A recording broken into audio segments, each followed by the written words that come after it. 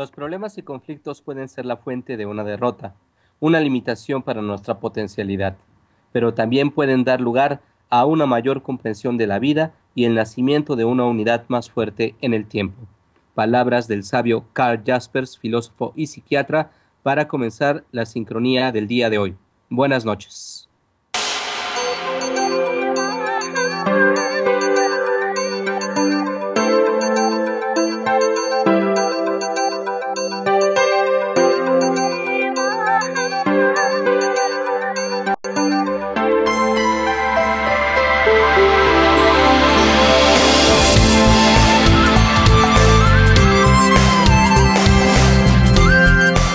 Muy buenas noches, bienvenidos a otra emisión de Sincronía. Buenas noches, Marta. Hola, buenas noches, Ulises. Eh, Buenas noches a todos los que nos escuchan y a todos los que van a colaborar hoy con nosotros y a todo el equipo de Red Generación. sí, bueno, ¿y con qué vamos a empezar el día de hoy, Marta? Pues bueno, en esta noche lluviosa aquí en la Ciudad de México, en noche bueno, mes de mundial, comenzamos con un tema que me parece muy interesante, que qué bueno que va a abordar nuestro físico de cabecera, Enrique Seleni, porque así como muchos critican a quienes tienen a Dios como su única fuente de conocimiento, otros lo hacen con quienes consideran que la ciencia no falla, no tiene límites, pues lo puede todo. Es un cambio de religión, otra religión, pero también más se maneja a veces en cierta medida por algunas personas así. Y pues bueno, qué bueno que Enrique nos va a hablar al respecto sobre los límites de la ciencia. Buenas noches, Enrique. Buenas noches, pues una vez más estoy muy contento de estar aquí con todos. Voy a hablar precisamente de este tema. Sucede que, bueno, uno puede preguntarse si podríamos conocer todo de una manera arbitrariamente, digamos, precisa, o si, por decir, podríamos saber todo acerca de todo, digamos, eh, o igual, cosas como hasta qué límites, ¿no? O sea, podríamos llegar en cuanto al conocimiento científico. Pues sucede que, eh, bueno, por empezar desde algún punto concreto, eh, por decir, a finales del década del siglo XIX, perdón, eh, con respecto a fenómenos térmicos, por ejemplo, ya habíamos hablado en programas anteriores que eh, se cuestiona toda la existencia de los átomos, pero bueno, cuando uno estudia física, precisamente con respecto a estos fenómenos térmicos, eh, sucede que en un recipiente, eh, si uno tiene, por ejemplo, un gas, te enseñan cuando estudias física, ¿no? Que pues, no es posible describir átomo por átomo, ¿no? Porque son muy, una gran cantidad, ¿no? Son millones de millones de millones de millones de átomos los que están ahí. Entonces, pues uno no puede describir uno por uno, y además tendría que ser, digamos, al mismo tiempo saber que, digamos, en qué posición están, hacia dónde se mueven, etcétera, para poder saber qué sucede con este sistema, ¿no? Entonces, desde esa época, pues se entendió que solo se podían considerar cantidades estadísticas, ¿no? Eh, Más adelante, por ejemplo, también hemos hablado en algún programa anterior del principio de incertidumbre. Bueno, ahí lo que te dice es que si uno quiere medir, por ejemplo, la posición y la velocidad de una partícula, pues eh, si conoce uno más exactamente, con más precisión una de estas cantidades, es a costa de conocer con menos precisión qué sucede con con la otra cantidad, ¿no?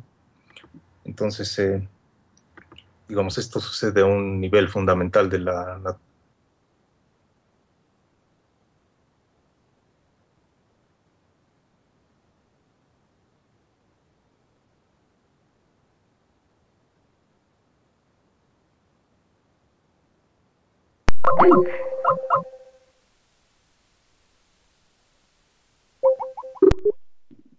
Eh,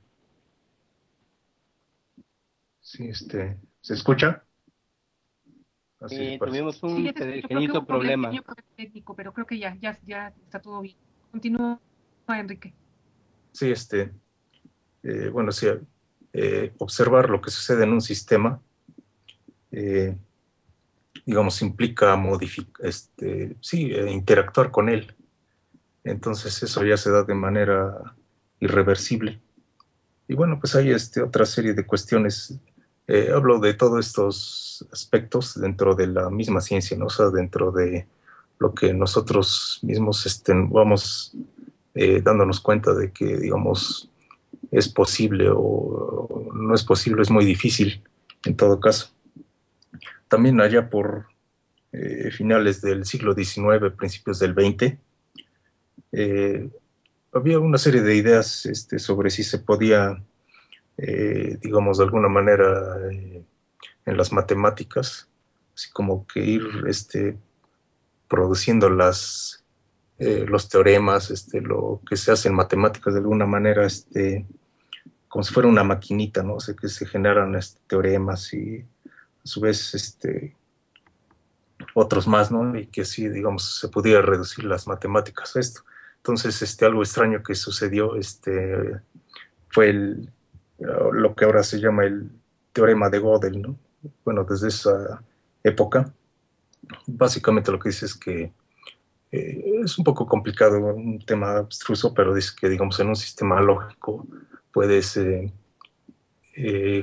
generar preguntas que no tienen, digamos, una respuesta así de verdadero o falso dentro de ese mismo sistema, ¿no? Y que si a su vez lo quisieras expander, eh, tampoco necesariamente la va a tener, ¿no? O sea, tendrías que aumentar otro axioma y demás.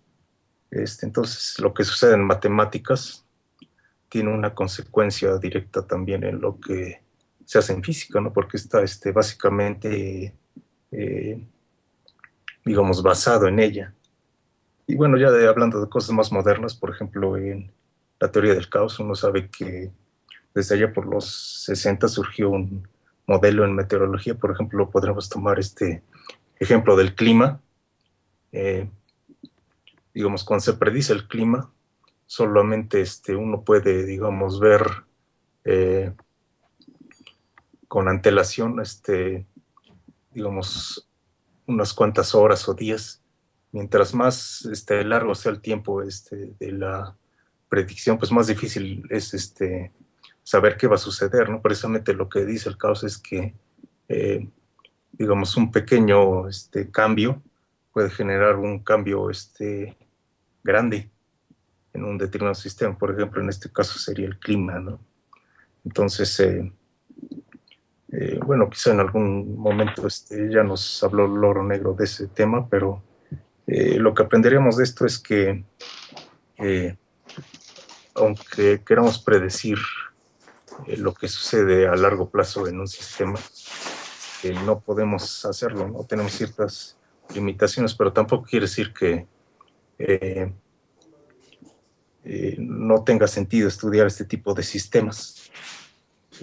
Por decir, uno sabe cuando ve el reporte del tiempo, el clima, eh, te dicen qué va a suceder, razon razonable seguridad o probabilidad dentro de unos, sí, en cuestión de horas o unos pocos días, conforme el tiempo es mayor, por ejemplo, unos 5 días, por decir algo, se vuelve más y más difícil. Sin embargo, uno sabe que, por ejemplo, no va a caer nieve por ejemplo, en la mayoría del país, solo hay unos cuantos lugares, por ejemplo, que será en la Jusco, otros lugares donde sí cae, ¿no?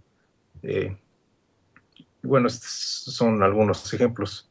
Eh, hay otros, como por ejemplo, un concepto es, digamos, dentro del determinismo en la física también se sabe que eh, uno puede, eh, digamos, tener un sistema determinista, o sea, que se sepa bien las reglas, o se tenga bien comprendido cómo se comporta, así tener un modelo, pero no necesariamente quiere decir que sea predecible.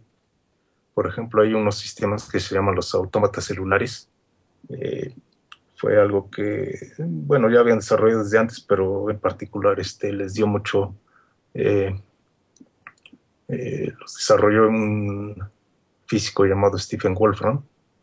Entonces, él estudió este tipo de sistemas que son discretos, eh, los propone como alternativa de numerosos fenómenos. Entonces, dentro de esos sistemas, él piensa que, pues, aunque son muy simples, pero muestran una complejidad. Entonces, eh, precisamente ha demostrado que no es posible que, digamos, reducir ese comportamiento a unas ecuaciones, ¿no? Y bueno, hay otros ejemplos, cosas que podemos decir, pero rescato una frase de Steven Weinberg, que es un premio Nobel de Física.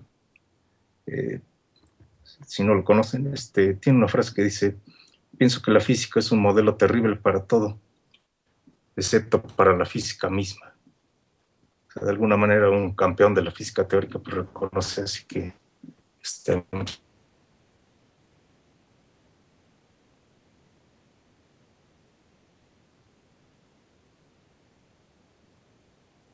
físicas sí son 3 tomos. Al principio de uno de los primeros capítulos, dice Feynman, bueno, habla de la física él, pero en algún momento dice, bueno, pero no sabemos por qué Juanito corre.